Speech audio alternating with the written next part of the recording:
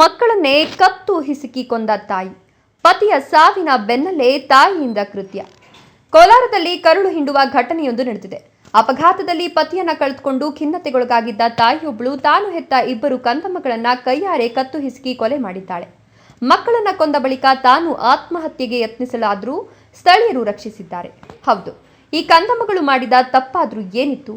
ಲೋಕವನ್ನೇ ಅರಿಯದ 3 ವರ್ಷದ ಸರಸ್ವತಿ ಮತ್ತು 1 ವರ್ಷದ ಹೇಮಶ್ರೀ ಈಗ ಹೆತ್ತ ತಾಯಿಯ ಖಿನ್ನತೆಗೆ ಬಲಿಯಾಗಿದ್ದಾರೆ. ಮೂಲತಃ ಆಂಧ್ರಪ್ರದೇಶದ ವಿನಾಯಕಪುರಂ ಎಸ್ಟಿ ಕಾಲೋನಿಯ ನಿವಾಸಿಯಾಗಿದ್ದ ಬುಜ್ಜಮ್ಮ ಹಾಗೂ ಬಾಬು ದಂಪತಿ ಕಳೆದ 1 ವರ್ಷದಿಂದ ಮುಳಬಾಗಿಲು ತಾಲೂಕಿನ ಆಲಂಗೂರು ಗ್ರಾಮದ ಕೃಷ್ಣೇಗೌಡ ಅನ್ನೋರ ಮಾವಿನ ತೋಪಿನಲ್ಲಿ ಕಾವಲುಗಾರರಾಗಿ ಕೆಲಸ ಮಾಡಿಕೊಂಡಿದ್ರು.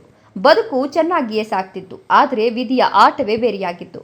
ಕೇವಲ 20 ದಿನಗಳ ಹಿಂದೆ ಆಂಧ್ರಪ್ರದೇಶಕ್ಕೆ ಹೋಗಿದ್ದ ಪತಿ ಬಾಬು ಅಲ್ಲಿ ನಡೆದ ಭೀಕರ ರಸ್ತೆ ಅಪಘಾತದಲ್ಲಿ ಸಾವನ್ನಪ್ಪಿದ್ದ. ಜೀವನಕ್ಕೆ ಆಧಾರವಾಗಿದ್ದ ಪತಿಯ ಸಾವಿನಿಂದ ಕಂಗಾಲಾಗಿದ್ದ 22 ವರ್ಷದ ಯುವತಿ ಬುಜ್ಜಮ್ಮ ತೀವ್ರವಾದ ಮಾನಸಿಕ ಖಿನ್ನತೆಗೆ ಒಳಗಾಗಿದ್ಲು. ಪತಿ ಇಲ್ಲದೆ ಮಕ್ಕಳನ್ನ ಸಾಕೋದು ಹೇಗೆ, ಬದುಕು ನಡೆಸೋದು ಹೇಗೆ ಎಂಬ ಜಿಗುಪ್ಸೆ ಆಕೆಯನ್ನ ಕಾಡತೊಡಗಿತ್ತು. ಇದೇ ಮಾನಸಿಕ ಒತ್ತಡದಲ್ಲಿ ಬುಜ್ಜಮ್ಮ ತನ್ನಿಬ್ಬರು ಹೆಣ್ಣುಮಕ್ಕಳನ್ನ ಕತ್ತು ಹಿಸುಕಿ ಕೊಂದಿದ್ದಾಳೆ. ಇನ್ನು ಮಕ್ಕಳನ್ನ ಕೊಂದ ಬಳಿಕ ತಾನು ನೇಣಿಗೆ ಶರಣಾಗಲು ಬುಜ್ಜಮ್ಮ ಯತ್ನಿಸಿದ್ದಾಳೆ. ಆದರೆ ತಕ್ಷಣವೇ ಗಮನಿಸಿದ ಸ್ಥಳೀಯರು ಆಕೆಯನ್ನ ರಕ್ಷಿಸುವಲ್ಲಿ ಯಶಸ್ವಿಯಾಗಿದ್ದಾರೆ. ಸದ್ಯ ಈ ಘಟನೆಗೆ ಸಂಬಂಧಿಸಿದಂತೆ ನಂಗಲಿ ಪೊಲೀಸ್ ಠಾಣೆಯಲ್ಲಿ ಪ್ರಕರಣ ದಾಖಲಾಗಿದ್ದು, ಪೊಲೀಸರು ಆರೋಪಿ ತಾಯಿ ಬುಜ್ಜಮ್ಮಳನ್ನ ಬಂಧಿಸಿ ನ್ಯಾಯಾಲಯಕ್ಕೆ ಹಾಜರುಪಡಿಸಿದ್ದಾರೆ. ಪತಿಯ ಸಾವಿನ ಬೆನ್ನಲ್ಲೇ ಇಬ್ಬರು ಕಂದಮ್ಮಗಳು ತಾಯಿಯ ಕೈಯಲ್ಲೇ ಕೊಲೆಯಾಗಿರುವ ಘಟನೆ ಇಡೀ ಸ್ಥಳೀಯರನ್ನ ಕಣ್ಣೀರಲ್ಲಿ ಮುಳುಗಿಸಿದೆ. ಸತೀಶ್, ಈ ನ್ಯೂಸ್ ಟಿವಿ, ಕೋಲಾರ.